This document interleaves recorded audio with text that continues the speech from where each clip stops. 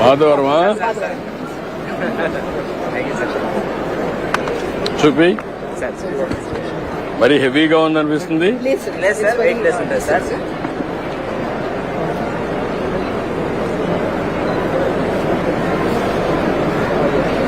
Heavy కదా?